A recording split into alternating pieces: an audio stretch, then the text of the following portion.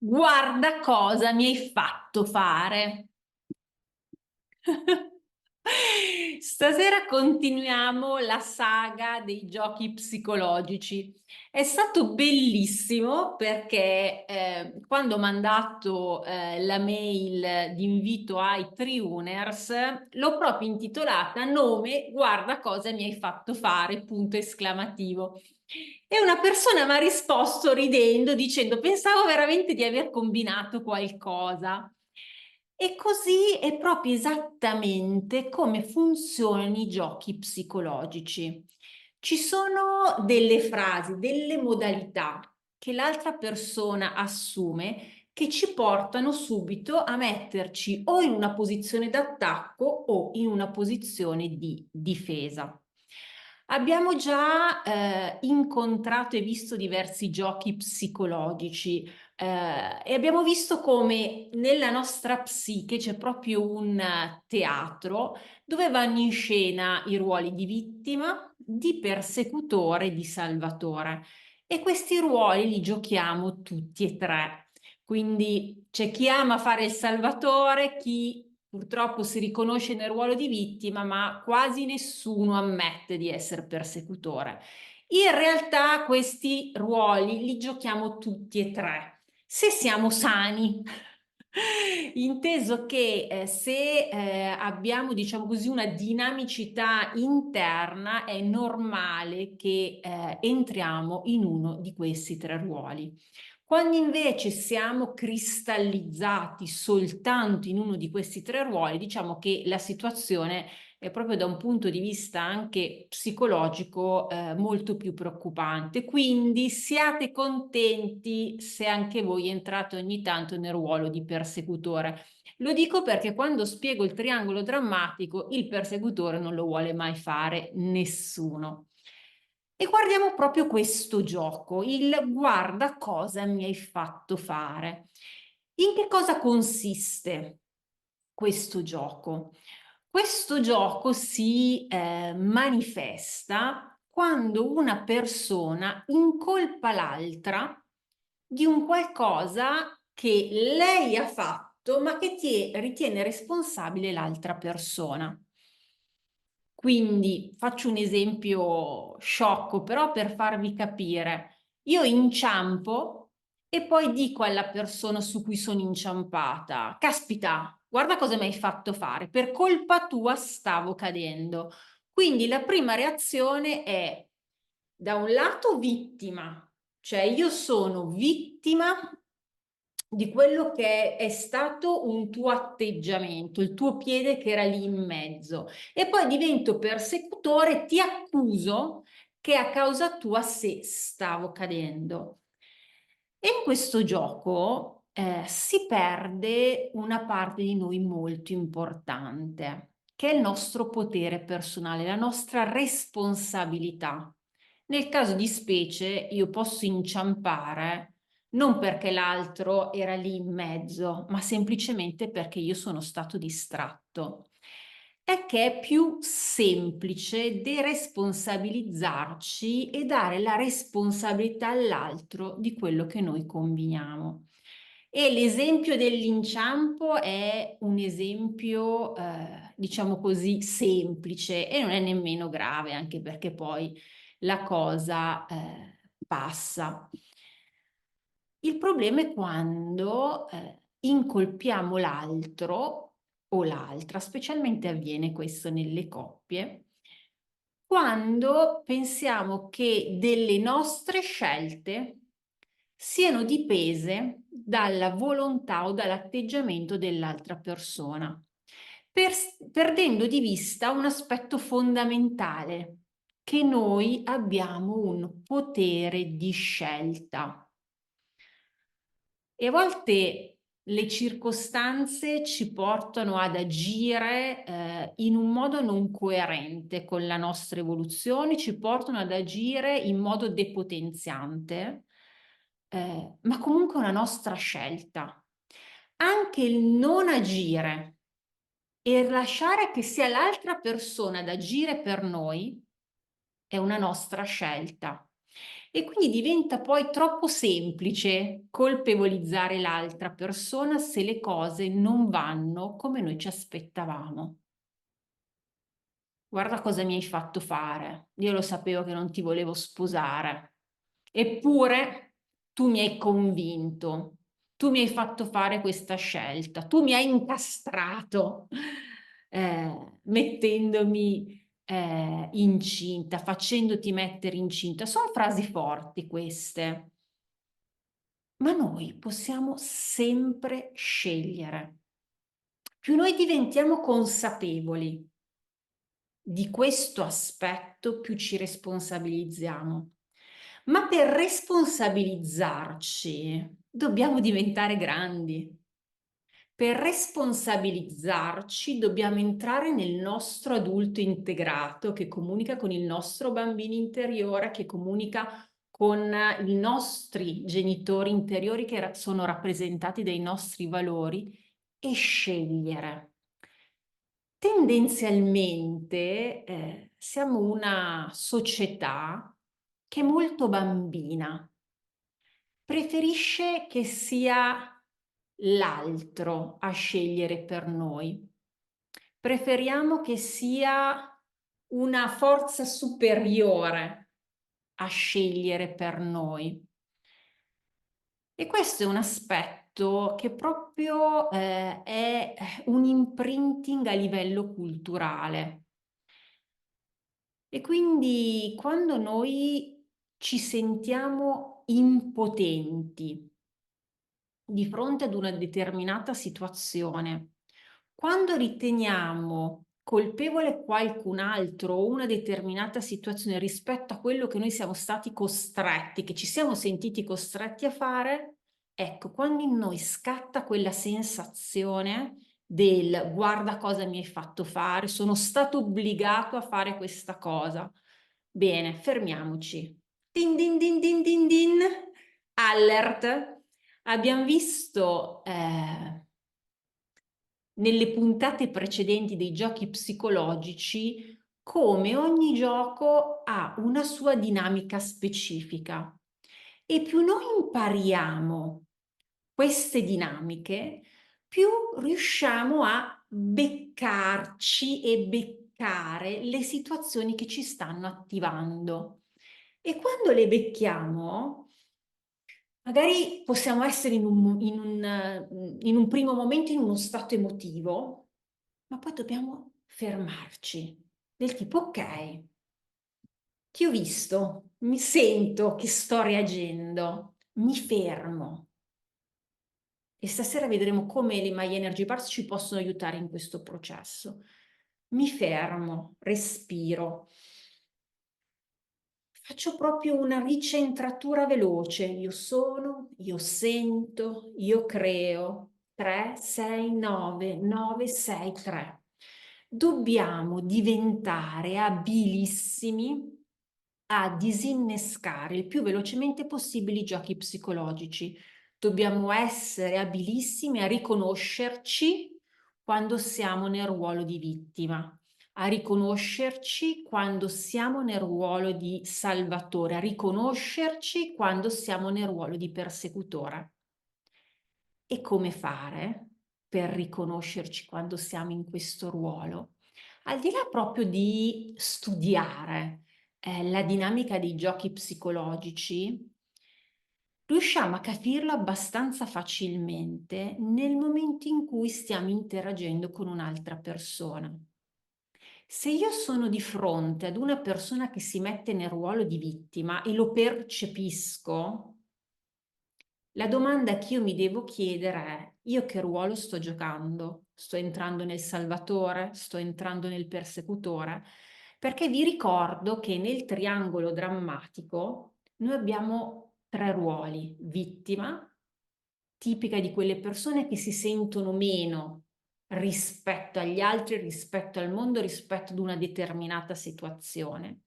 E le persone che si sentono più salvatore e persecutore. Il persecutore è facile da comprendere, se io mi sento più rispetto a te io mi sento a credito rispetto a te e quindi attraverso la mia forza, attraverso la mia verba, pretendo che tu ti comporti in un certo modo. Pretendo che la vita mi dia un ritorno in un certo modo. Il ruolo di salvatore è sempre quello un po' più difficile da comprendere, perché? Perché è socialmente accettato. E quando io mi sento più e penso che la persona senza di me non ce la possa fare. E quindi io mi sostituisco a lei, ma è un modo per dirmi inconsciamente, vedi che io sono brava, io mi preoccupo per gli altri, io sono una brava persona. Quindi sia il salvatore che il persecutore in realtà sono in un ruolo di più, ma è un ruolo di più finto, perché si pongono in quel ruolo di più per andare a coprire il loro ruolo di meno. È per quello che facilmente da salvatore e persecutore si passa nel ruolo di vittima, perché comunque di fondo la sensazione di essere meno a livello inconscio c'è. Come fare per uscire da questi ruoli? Lo vedremo a breve. Ma il punto fondamentale è capire non tanto quando l'altra persona gioca un determinato ruolo, ma noi quale ruolo stiamo giocando.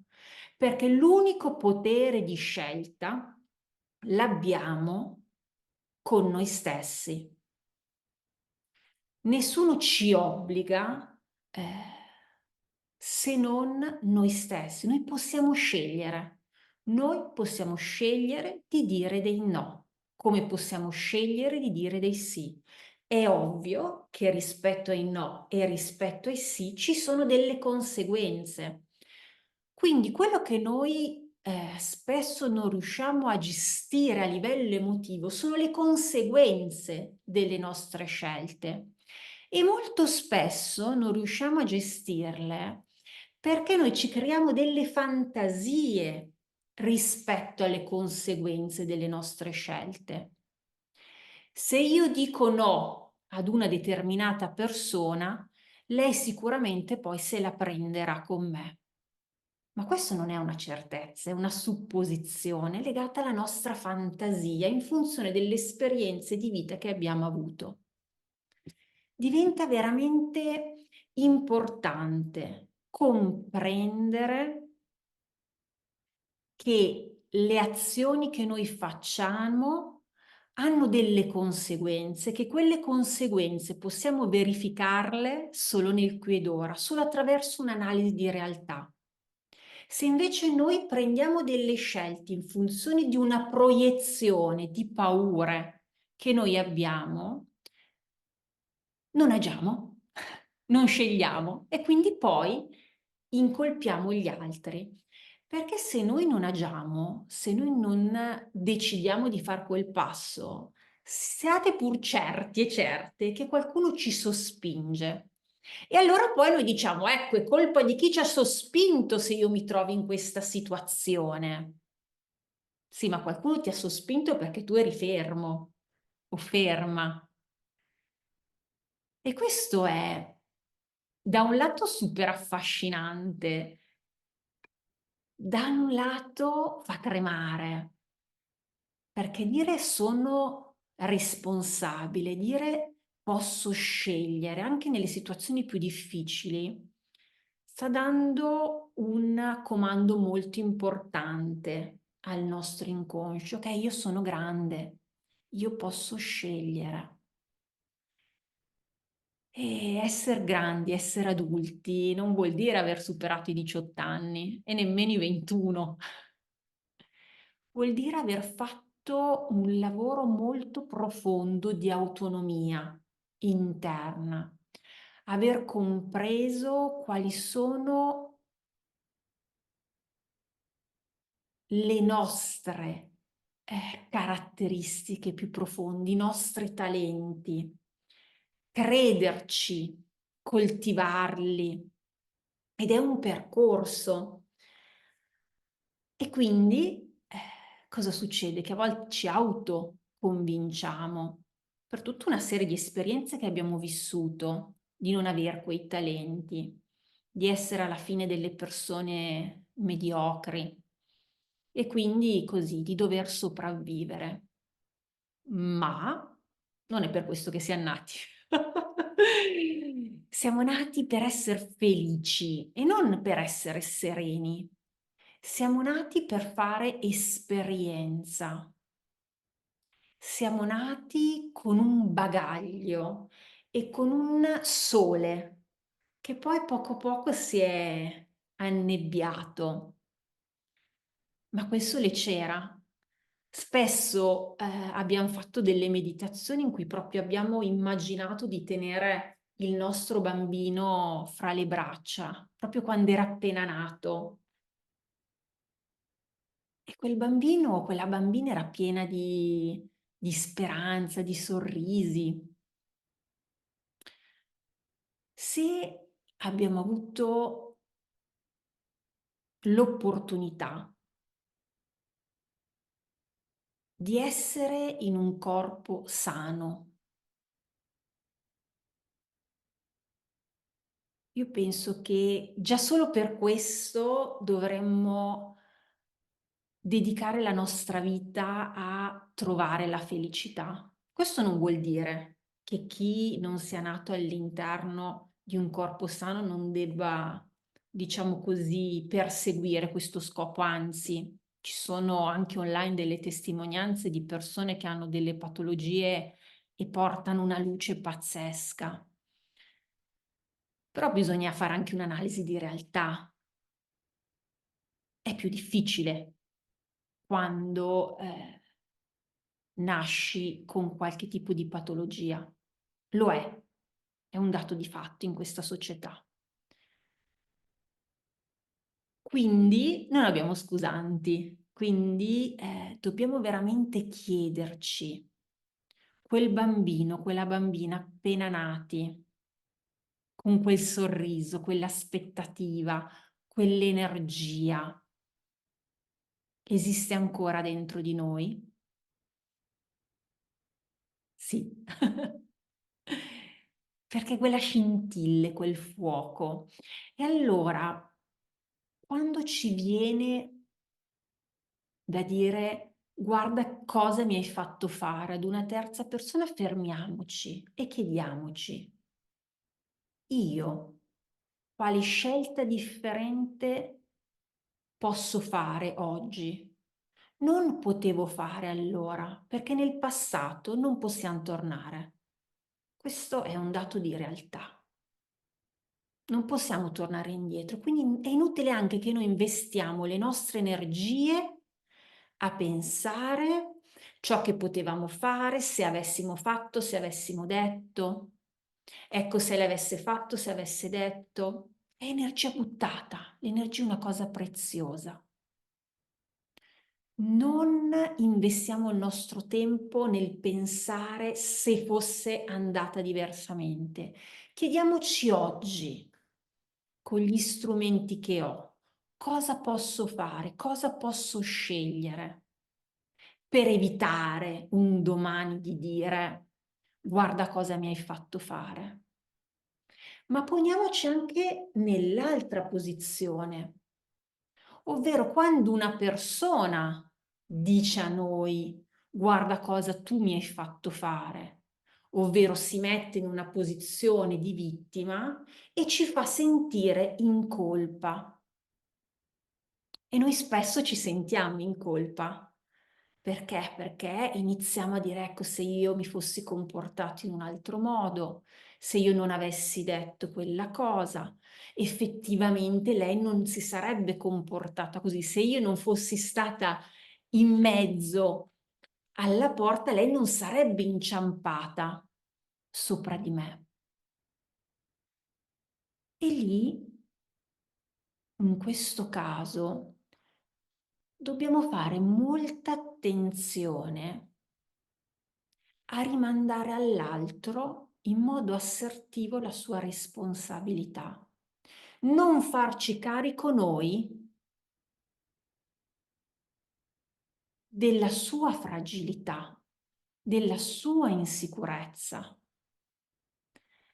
Perché quando c'è un gioco psicologico, quello che dobbiamo comprendere è che viene mandato un gancio, ma il gioco si innesca soltanto se il gancio si attacca nell'anello che è dentro di noi. Quindi se scatta il gioco, guarda cosa mi hai fatto fare, e io lo dico a te, e dentro di te scatta la reazione che può essere o di salvatore nel cercare di risolvere in tutti i modi la situazione, o di persecutore nell'arrabbiarsi per quello che l'altra persona ci sta rimandando. Vuol dire che la persona ha mandato il gancio, ma noi avevamo l'anello dentro di noi. È per questo che i giochi psicologici sono uno strumento straordinario, non tanto per vedere la dinamica che l'altro ha e il ruolo che sta impersonificando, ma per comprendere i nostri aspetti su cui dobbiamo lavorare. Io continuo a ripeterlo. Le My Energy Bars non sono delle bacchette magiche. Bisogna responsabilizzarsi nell'utilizzo attivo delle My Energy Bars. Perché se no, cosa succede? Le uso una settimana, 2 settimane, non succede il miracolo. E quindi io cosa faccio? Al posto che responsabilizzarmi del fatto che il lavoro su se stessi è un lavoro che richiede una perseveranza, che richiede costanza, che richiede energia, dico, ecco, vedi, non funzionano. Ecco, vedi, la Milena me li ha fatti comprare. Ecco, Milena, guarda cosa mi hai fatto fare. Mi hai fatto comprare le My Energy Bars. E non nego che fino a poco tempo fa io mi facevo agganciare da questo gioco, cioè mi sentivo responsabile. Dicevo, caspita, però, cioè effettivamente si vede che non ho spiegato bene, si vede che non ho detto abbastanza, si vede che non ci sono abbastanza protocolli.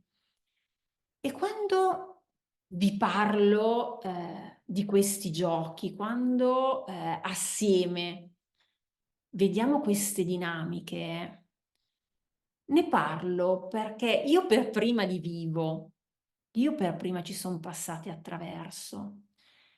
E il ruolo del salvatore per chi lavora nella relazione d'aiuto è un ruolo che va monitorato in continuazione, perché noi vorremmo che tutti stiano bene.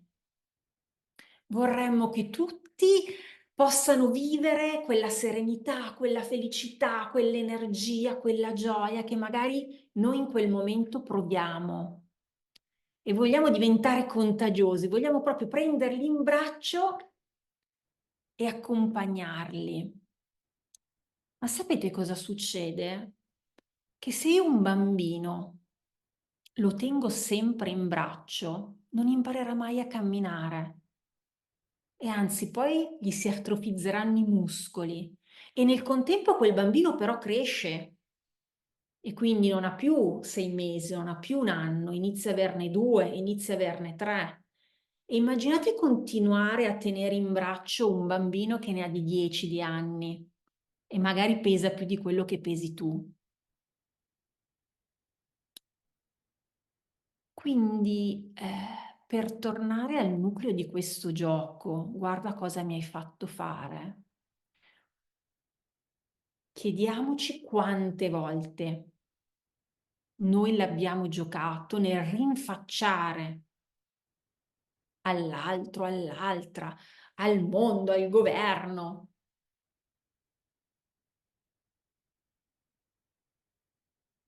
determinate nostre scelte. E quante volte siamo stati agganciati?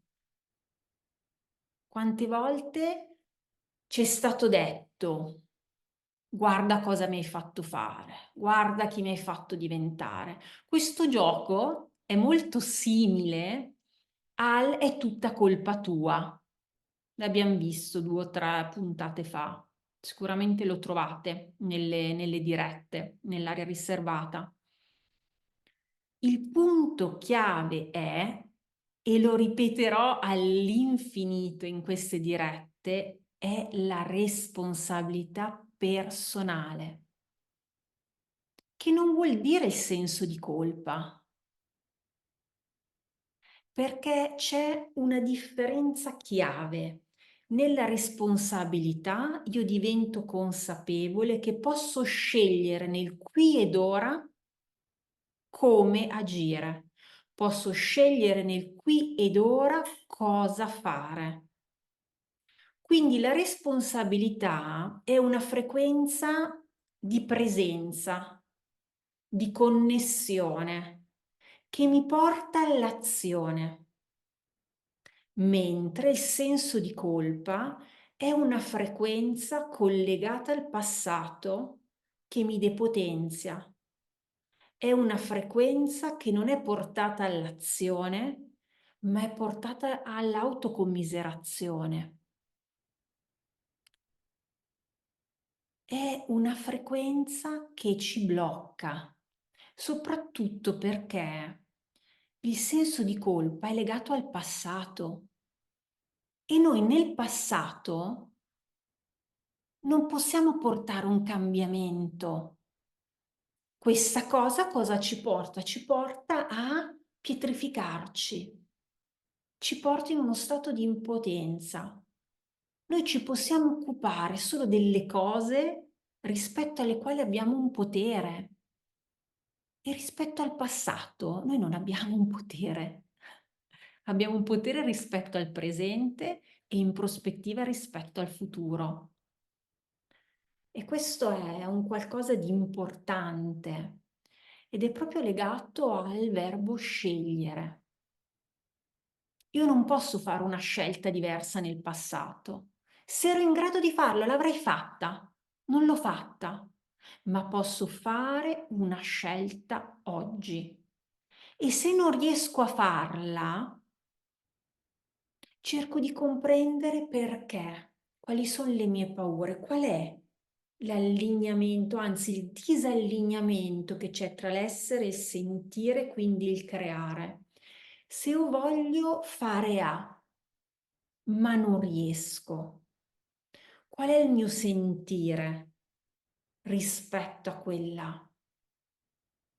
Quali sono le emozioni? E qual è il pensiero che io ho legato all'essere? Perché essere, sentire, creare sono le nostre tre intelligenze. E quando sono su tutte e tre attive, quando sono tutte e tre allineate, e allora siamo nella responsabilizzazione, siamo nell'adulto. Bene, bene, bene. Stasera vorrei con voi fare una pratica con le My Energy Bars più attiva, non tanto introspettiva, quanto proprio di azione. Quindi una sorta di protocollo di centratura potenziante. Quindi sono di fronte ad una determinata situazione in cui mi sento impotente, in cui non so come agire, in cui ho uno stato di paralisi e spesso succede quando sono nel senso di colpa. Guarda cosa mi hai fatto fare, riceviamo e io vado in paralisi. Oppure anche quando lo dico all'altro, lo dico perché sono in uno stato di paralisi, non ho scelto perché non ero in grado di scegliere. Quindi stasera voglio proprio fare con voi un protocollo di centratura potenziante. E come lo facciamo? Vi chiedo innanzitutto di prendere un foglio bianco, ok? Di tenere un foglio bianco davanti a voi e una penna, perché lavoreremo su una situazione in cui vi sentite bloccati e cercheremo proprio di darci un comando, ma ognuno di noi deve trovare il suo di comando. Nei percorsi di mentorship, nei percorsi di counseling, molto spesso mi viene chiesto: tu cosa faresti? Tu cosa mi consigli in questa situazione? E uno degli elementi cardine del counseling è che il counselor non ti dà risposte.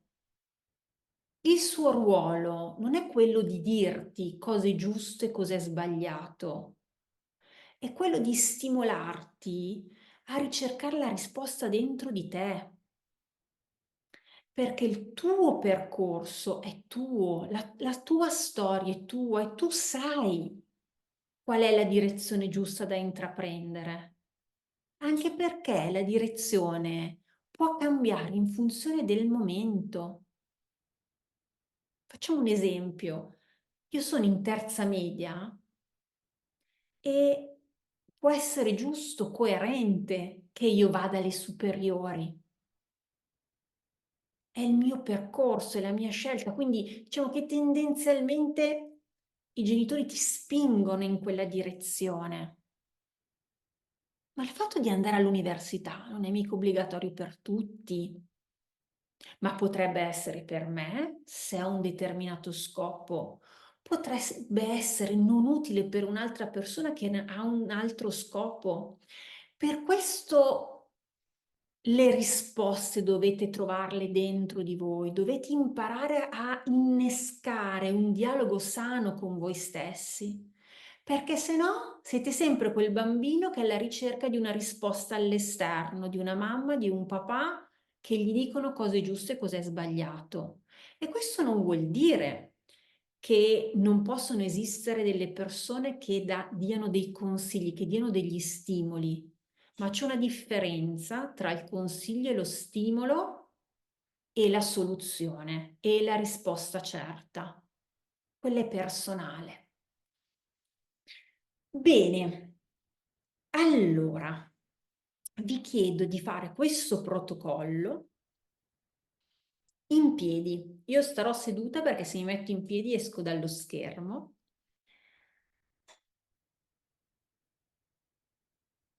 E vi chiedo, una volta in piedi, di posizionare. Allora, vediamo se ce la faccio. Alzarmi anch'io. Vediamo, vediamo, vediamo, vediamo. Ah, ok. Quindi, bars le mettete in mano e le lasciate, ok? Ginocchia leggermente piegate, quindi in piedi, ginocchia leggermente piegate e bars lungo le gambe. Per chi non ha le bars può immaginare di averle, quindi io so che ci sono diverse persone che vedono poi le dirette indifferite, magari non hanno le bars perché le vedono sul canale di YouTube, al di là che potete acquistarle, ma potete farlo semplicemente in piedi immaginando di avere le bars tra le mani. Quindi chiudete gli occhi, fate un respiro profondo. Ricordatevi di tenere le ginocchia leggermente piegate. Immaginate un fascio di colore argento che dal centro della terra sale, entra dal vostro perineo e attiva il primo, il secondo, il terzo centro. Fuoriesce dalla fontanella e si espande nel centro della galassia. E dal centro della galassia arriva un fascio di colore oro brillante che attiva il terzo, il secondo, il primo centro. Fuoriesce dal perineo e si espande nel centro della terra. Prendi consapevolezza di essere un portale di collegamento cielo-terra, terra-cielo. E ora concentrandoti nel primo centro, due dita sotto l'ombelico, nel secondo centro all'altezza del cuore e nel terzo centro all'altezza della ghiandola pineale. Ripeti, io sono, io sento, io creo. 3, 6, 9, 9, 6, 3. Io sono, io sento, io creo. 3, 6, 9, 9, 6, 3. E ancora una volta, io sono, io sento, io creo. 3, 6, 9, 9, 6, 3. Ora fate un respiro profondo ed entrate in contatto con il vostro corpo e ripetete: io mi autorizzo ad essere, sentire e creare. Io mi autorizzo a entrare in contatto con il mio potere personale. Ora immaginate di fronte a voi una situazione rispetto alla quale vi sentite impotenti, una situazione in cui sentite responsabili gli altri del vostro stato, oppure sentite che gli altri vi reputano responsabili del loro di stato.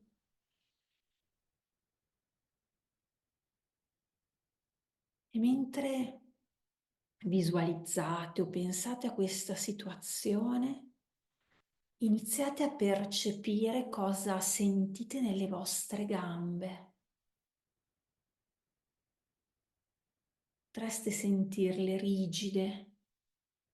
Fate attenzione anche qua se avete ancora le ginocchia leggermente piegate o se si sono totalmente stese bloccando l'energia e fatele tornare morbide.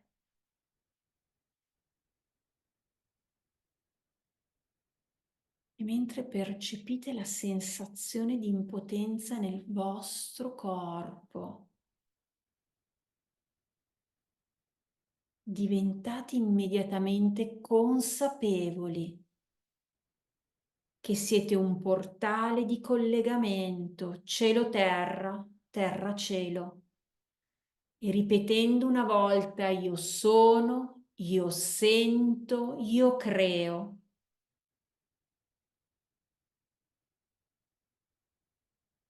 Fate un passo in avanti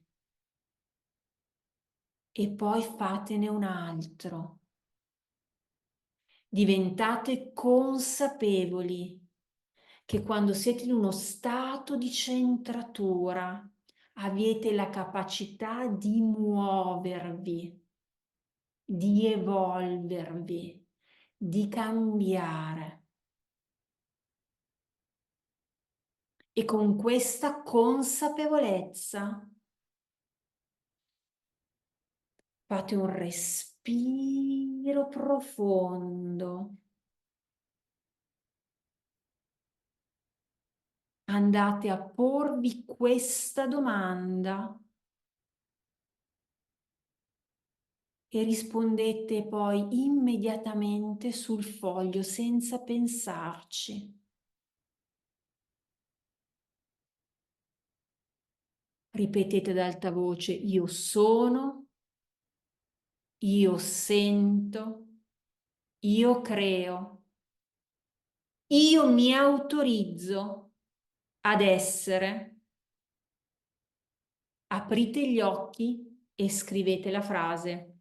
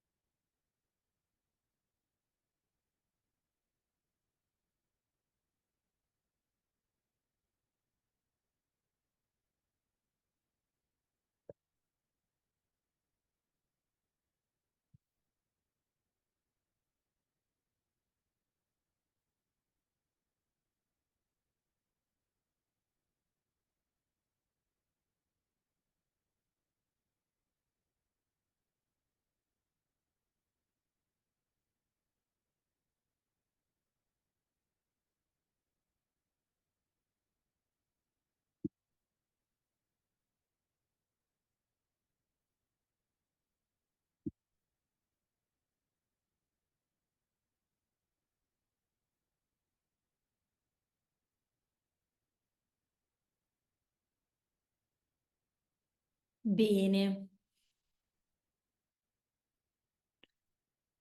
bene, come sempre, bene. Allora, potrebbero essere successe tre cose. Potrebbe essere arrivato un io mi autorizzo ad essere e un qualcosa di potenziante collegato alla vostra missione. Potrebbe essere un qualcosa anche che adesso vi dite no, vabbè, adesso non esageriamo, dai, cioè va bene tutto, ma stai schiscio. No, non stiamo schisci. Non è nostro compito stare schisci. Ci vogliono schisci, ma non è nostro compito stare schisci. E quindi se vi è arrivato qualcosa di potenziante, utilizzatelo alla fine del vostro protocollo di centratura.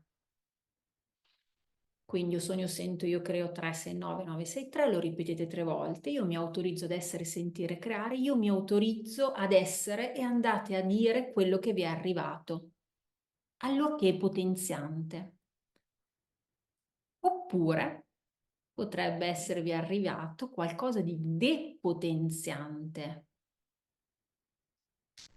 Lì fateci un bel protocollo di trasformazione alchemica e nel caso scrivetemi, ok? Che vediamo assieme come andare a disattivare, perché se è arrivato qualcosa di depotenziante vuol dire che il vostro genitore normativo interno si è attivato il guardiano e non autorizzarti alle cose belle, per te solo cose brutte.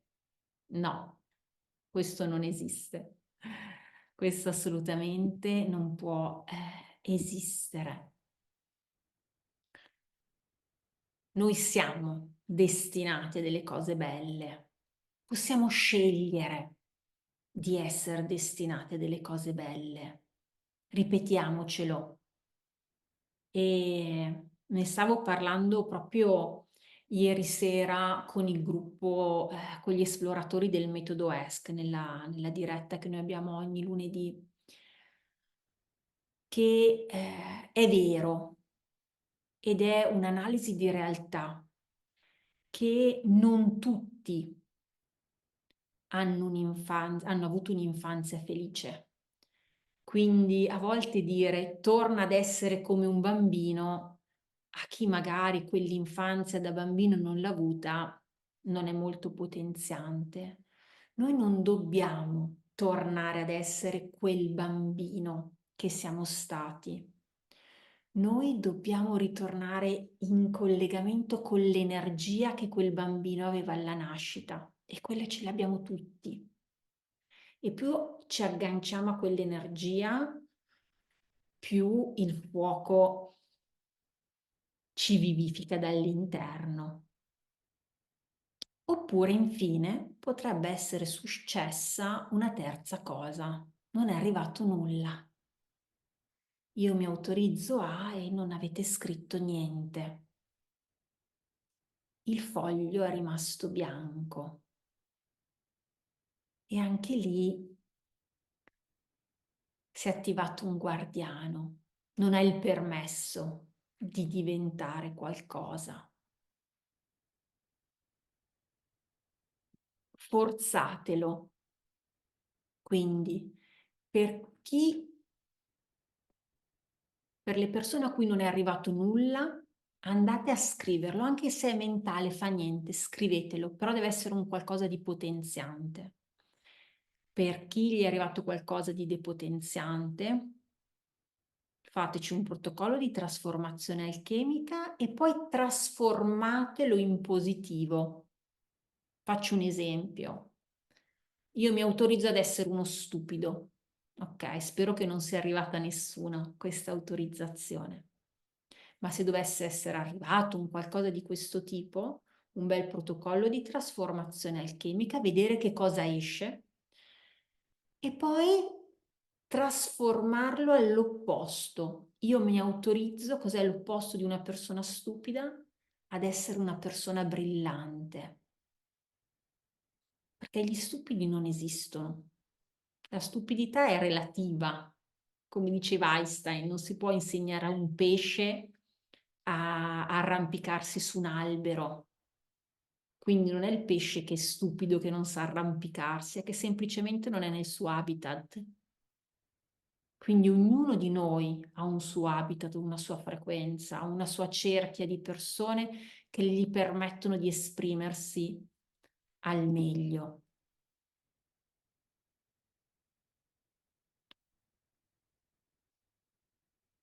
Bene. E quindi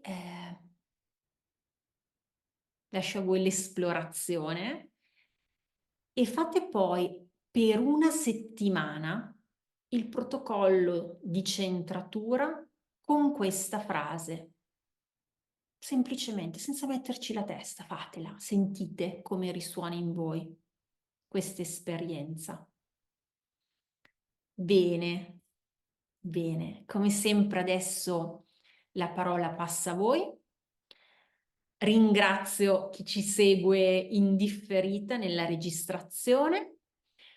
Invito sempre, se ci sono domande, a scriverli nei commenti e vi ringrazio.